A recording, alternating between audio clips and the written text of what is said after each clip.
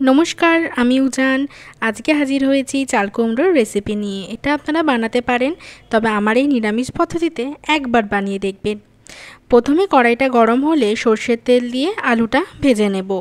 আমার রান্নার ভিডিও যদি ভালো লাগে তাহলে অবশ্যই একটা লাইক করে দেবেন।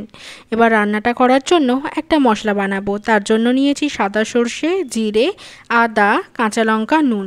এটা দিয়ে একটা ভালো পেস্ট করে নেব।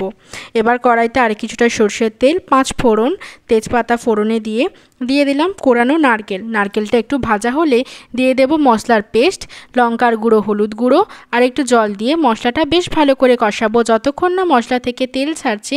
তারপরে এখানে দিয়ে দেব ভাজা আলু আর চাল কুমড়োটা, তারপরে দেব ছোলা। এবার একটু কষিয়ে জল দিয়ে সেদ্ধ করতে বসাবো।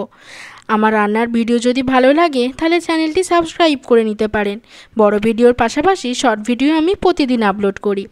এবার সবটা সেদ্ধ হয়ে গেলে দিয়ে দেব স্বাদ মতো নুন আর চিনি। রেডি হয়ে গেল চাল কুমড়োর ঘন্ট।